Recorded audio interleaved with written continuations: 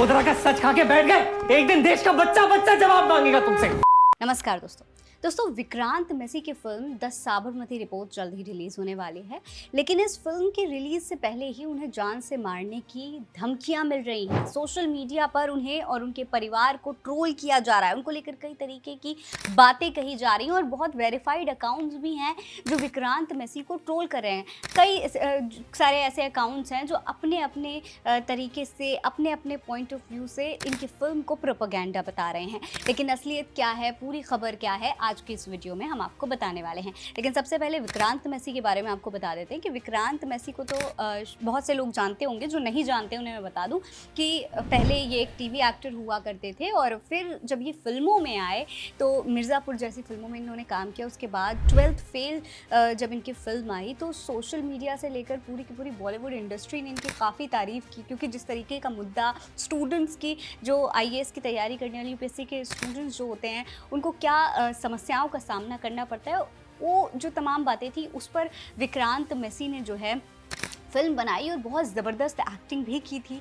इसके बाद दोस्तों कई ऐसे मुद्दे होते हैं जिस पर तमाम बॉलीवुड के सेलिब्रिटीज शांत रह जाते हैं, उनका कोई बयान नहीं आता। उन मुद्दों पर विक्रांत मैसी ही एक ऐसे एक्टर हैं जो खुलकर के बोलते हैं, अपनी बात रखते हैं। कई बार इन सब की वजह से ये अंधभक्तों के, ट्रोलर गैंग के निशाने पर भी रहते हैं। इस बार विक्रांत मैसी इन तमाम भक्त मंडली के निशाने पर इसलिए आ गए हैं क्योंकि इन्होंने द साबरमती रिपोर्ट्स नाम की एक फिल्म बनाई है, उसमें एक्टिंग कर रहे हैं और उसको लेकर कई बयान भी दिए हैं।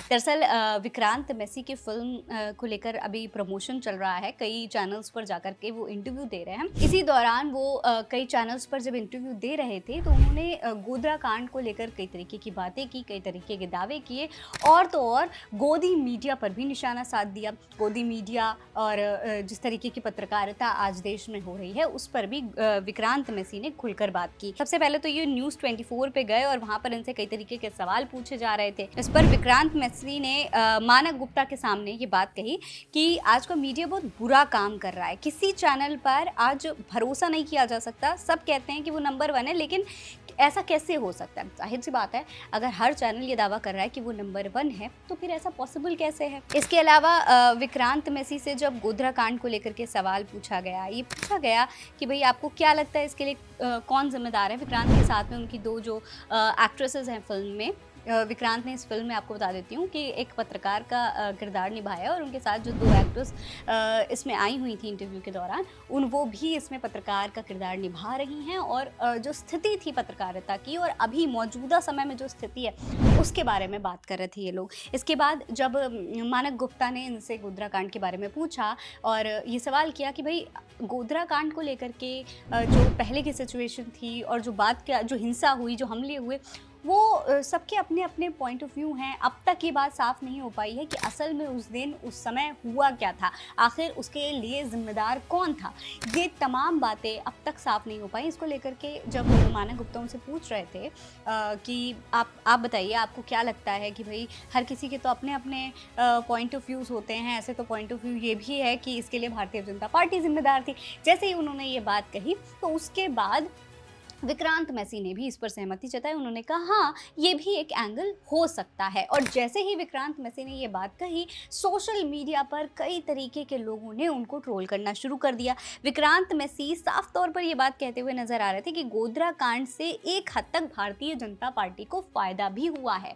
उन्होंने ये बात कही और साथ ही ये भी कहा कि मीडिया की तरफ से दंगों का सच भी छुपाया गया, यानी कि साफ तौर पर वो भारतीय जनता पार्टी को निशाना बनाने की कोशिश कर रहे थे। दोस्तों भारतीय जनता पार्टी इन दावों को पहले ही नकार चुकी है, लेकिन अब तक वो तमाम दंगे जो हुए थे उसको लेकर एक क्वेश्चन मार्क लगा हुआ है। उसको लेकर जब तब विवाद होते रहते हैं, बातें होती रहती हैं, अपने अपने एंगल लोग बताते रहते हैं। लेकिन इस बार जब विक्रांत मैसी ने सीधे तौर पर भारतीय जनता पार्टी को निशाने पर ले लिया तो भक्त मंडली को काफ़ी मिर्ची लग गई। सोशल मीडिया पर लोगों ने विक्रांत मैसी को ट्रोल करना शुरू कर दिया।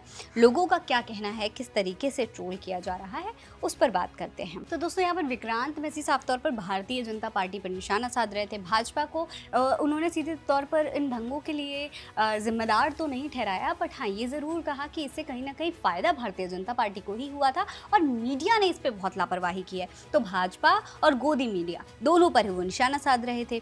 इसके बाद जनता ने उनके बारे में क्या कुछ कहा, उनके बयान को जनता किस तरीके से देख रही है। कई लोग ऐसे हैं जो उनको सपोर्ट भी कर रहे हैं, तो कई ऐसे हैं जो उनको ट्रोल कर रहे हैं। लोगों का क्या कहना है, चलिए वो भी देख लेते हैं। यूथ अगेंस्ट हेट लिखते हैं, गोधरा बीजेपी का मास्टर स्ट्रोक था वोट बढ़ाने के लिए। याकूब अली लिखते हैं कि हाँ ये सही है, फायदा तो वाकई बीजेपी ने ही उठाया है। सिद्धार्थ तिवारी लिखते हैं कि भाई विक्रांत तैयार रहो, अब युद्ध स्तर की भयानक आलोचना ज्ञान इत्यादि के लिए और आने वाली फिल्म के विरोध के लिए। आज्ञा से भक्त मंडली। इसके अलावा मोइन खान है, लिखते हैं कि it is not hidden from anybody that Godhra incident was going to benefit BJP. यानी कि किसी से ये छिपा नहीं है कि भारतीय जनता पार्टी को गोधरा कांड का फायदा मिलने वाला था। गौरव यादव लिखते हैं कि अगर गोधरा ना होता तो आज ऐसे हालात ना होते। गोधरा कांड एक टर्निंग पॉइंट था किसी के करियर को चमकाने के लिए। अब ये किसको टारगेट करने की कोशिश कर रहे हैं, आप अंदाज़ा लगाइए और कमेंट सेक्शन में लिख के बताइए। इसके अलावा शुभम पटेल लिखते हैं कि भाई आप एक्टर हो, एक्टिंग पे ध्यान दो, यहाँ कुछ नहीं है। यानी साफ तौर पर विक्रांत को धमकी दी जा रही है, भैया एक्टिंग करो, इन सब बातों पे पड़ो मत। इसके अलावा कई और लोगों ने भी ट्वीट किया है। गुरप्रीत गैरीवालिया लिखते हैं कि मानक गुप्ता भाई न्यूज़ 24 बंद करवाना है क्या, इस तरीके की बातें कही जा रही हैं। हालांकि दोस्तों ये जो तमाम ट्रोलिंग हुई उसके बाद विक्रांत को धमकियां तक मिलने लगी। विक्रांत को जब धमकी मिली और एक इंटरव्यू के दौरान जब उनसे पूछा गया कि भाई आपको धमकियां मिल रही हैं, इसके बारे में आप क्या कहना चाहते हैं, तो इस पर विक्रांत ने जवाब दिया कि जी हाँ, ये बात मुझसे अब तक किसी ने नहीं पूछी, इसीलिए मैंने इस बारे में बताया नहीं है। जी हाँ, मुझे धमकियाँ आई हैं, आ रही हैं, लेकिन जैसा कि मैंने कहा कि हम कलाकार हैं, लोग क्या सोचते हैं और उनको क्या लगता है इससे फ़र्क नहीं पड़ता। मैं ये कहना चाहता हूँ कि ये फिल्म यानी साबरमती रिपोर्ट पूरी तरीके से सच्चाई पर आधारित है। बदकिस्मती से आप सब ने ये फिल्म अब तक देखी नहीं है, इसलिए आपको पहले से ही कोई नज़रिया नहीं बनाना चाहिए। ये इस तरीके से विक्रांत मैसी ने जो तमाम धमकियां आ रही हैं उसका जवाब दिया। उन्होंने कहा कि भाई अभी तक आपने फिल्म देखी नहीं है, फिल्म अभी रिलीज़ नहीं हुई है, तो पहले आप फिल्म को देखिए और उसके बारे में फिर बाद में कोई राय बताइएगा, फिर अपने व्यूज़ दीजिएगा जो भी आपके रिव्यूज़ हों। लेकिन दोस्तों फिलहाल विक्रांत को जो धमकियाँ मिल रही हैं उसको लिए उनका कहना है कि वो अभी उनकी जो टीम है वो इसके बारे में डील कर रही है, हो सकता है वो कोई एक्शन ले। लेकिन फिलहाल आपको बता देते हैं कि विक्रांत की ये जो फिल्म है ये 6 नवंबर को इसका ट्रेलर लॉन्च रखा गया था। पहले ये जो फिल्म थी वो 3 मई को रिलीज़ होने वाली थी, लेकिन लोकसभा चुनाव की वजह से ये फिल्म रोक दी गई थी। ये बहुत बड़ी बात है कि आखिर लोकसभा चुनाव की वजह से इस फिल्म को रोकना कहीं ना कहीं इस बात को पहले ही चेता रहा था कि अगर ये फिल्म रिलीज़ हो गई तो सरकार को या तमाम राजनीतिक पार्टियों में से किसी को भी कोई बड़ा नुकसान झेलना पड़ सकता है। इसीलिए इस फिल्म के रिलीज़ को ही टाल दिया गया था।